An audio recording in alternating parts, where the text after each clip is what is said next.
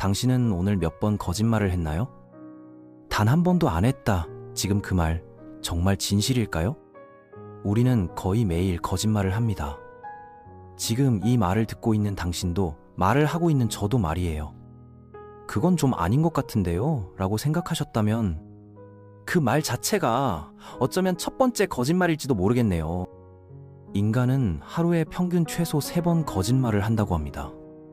누군가는 습관적으로, 누군가는 생존을 위해, 그리고 또 다른 누군가는 사랑하기 때문에 거짓말을 한다고 합니다. 오늘 우리는 왜 거짓말을 멈출 수 없는지 그 진짜 이유를 알아보겠습니다.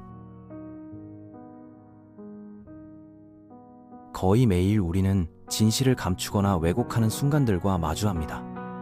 아침에 지각했을 때 차가 너무 막혔어요 라고 말을 하고, 원치 않는 약속을 피하려고 다른 약속이 있어서요 라고 둘러댑니다. 지하철에서 누군가를 밀치고 죄송합니다 라고 말하지만 정말 미안해서라기보다 사회적 예의에 가까울 때가 많죠. 친구가 아기 사진을 보여주며 귀엽지? 라고 물으면 솔직히 그렇게 생각하지 않아도 정말 귀엽다 라고 답합니다. 상대의 마음을 다치게 하고 싶지 않으니까요. 우리가 말하는 괜찮아요는 대부분 사실 별로예요의 다른 표현이고, 곧 도착해요는 이제 막 집에서 나왔어요의 예쁜 포장입니다. 이런 작은 거짓말들은 사회에서 원만하게 살아가기 위한 윤활유처럼 작동합니다. 그러나 이 작은 거짓말들이 쌓이면 우리 뇌는 진실보다 거짓이 더 편한 상태로 점점 적응합니다. 거짓말에는 생각보다 많은 뇌의 자원이 필요합니다. 진실을 억누르고 즉각 튀어나오려는 사실을 잠시 멈추고 그 자리를 대체할 새로운 이야기를 만들어야 하니까요. 이때 계획과 통제를 담당하는 전두엽 피질이 활발하게 움직입니다.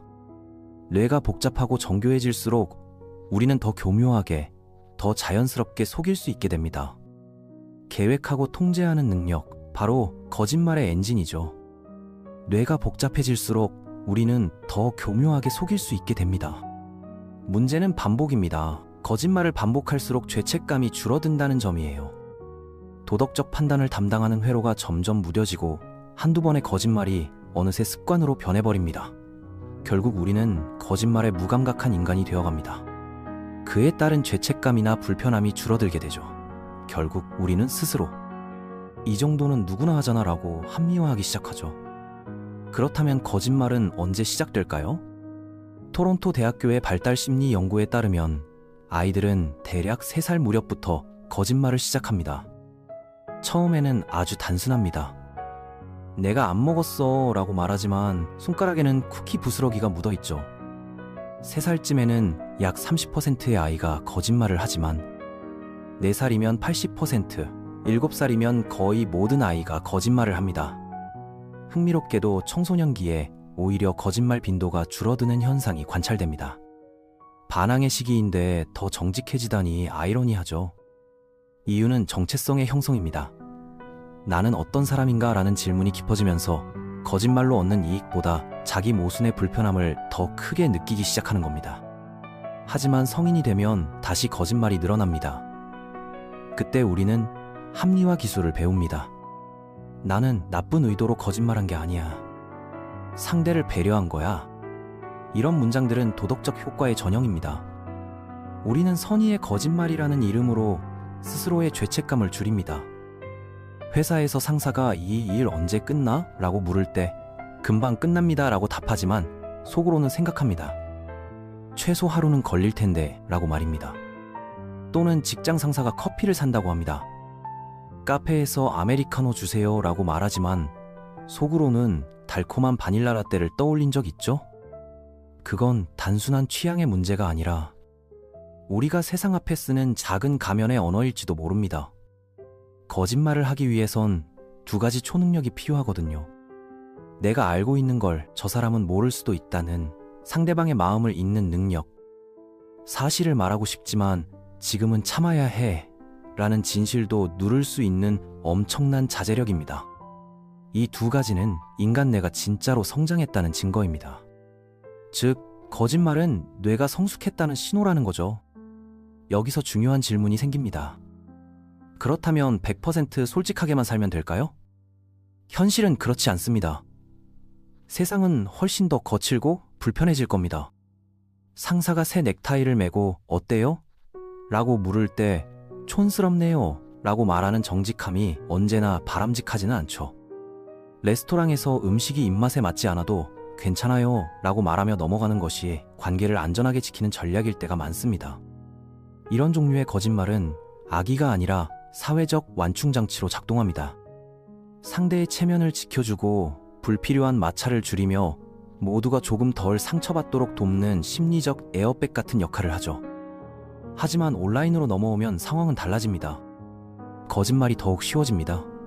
소셜미디어에 올리는 사진들만 봐도 그렇죠. 화면 너머에 있는 상대의 표정을 보지 않으니 죄책감의 브레이크가 약해집니다. 가장 예쁘게 나온 각도에서 필터까지 씌워서 올리는 건 거의 기본이 됐습니다. 실제 모습과는 꽤 차이가 나지만 그것도 일종의 꾸밈이자 속임수라고 할 수 있겠죠. 이 모든 것이 디지털화된 거짓말입니다. 그리고 오프라인보다 훨씬 쉽게, 훨씬 빠르게 전염됩니다. 좋아요와 조회수, 팔로워라는 보상이 즉각적이기에 뇌는 이 작은 왜곡을 유리한 전략으로 학습합니다. 그렇다면 우리는 무엇을 할 수 있을까요? 첫째, 작은 진실 훈련을 시작하세요. 지금 가는 중 대신 10분 안에 도착할게처럼 구체적으로 말하는 연습입니다. 둘째, 배려의 언어를 장착하세요. 정직하되 공격적이지 않게 예를 들어 넥타이 색이 눈에 확 띄어요. 다른 셔츠랑 매치하면 더 멋질 것 같아요. 셋째, 디지털 절제를 실험하세요. 프로필과 후기에서 한 단계 덜 과장하기, 사진 보정 수위를 한 단계 낮추기, 좋아요보다는 관계 유지를 우선순위로 두기예요. 넷째, 합리화의 순간을 포착하세요. 선이었어 라고 스스로에게 말하는 그 순간 멈추고 질문합니다. 정말 상대를 위한 선택이었나? 아니면 나를 위한 변명이었나? 이 과정에서 놓치지 말아야 할 사실이 하나 있습니다. 정직함도 근육처럼 단련됩니다. 작은 진실을 자주 선택할수록 큰 상황에서 솔직할 가능성이 커집니다. 반대로 거짓말도 근육처럼 발달합니다. 자주 사용할수록 더 큰 왜곡을 더 쉽게 실행하게 됩니다. 어느 근육을 키울지 우리는 매일 선택하고 있습니다. 거짓말은 인간이 복잡한 환경에서 살아남기 위해 발전시킨 정교한 전략입니다.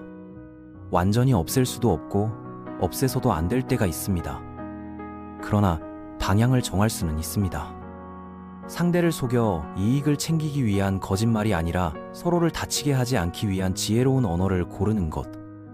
그 차이가 신뢰를 만들고 우리의 관계를 지켜줍니다. 참고로 저는 여러분이 이 이야기를 재미있게 들었는지 전혀 신경 쓰지 않습니다. 물론 이것도 거짓말입니다.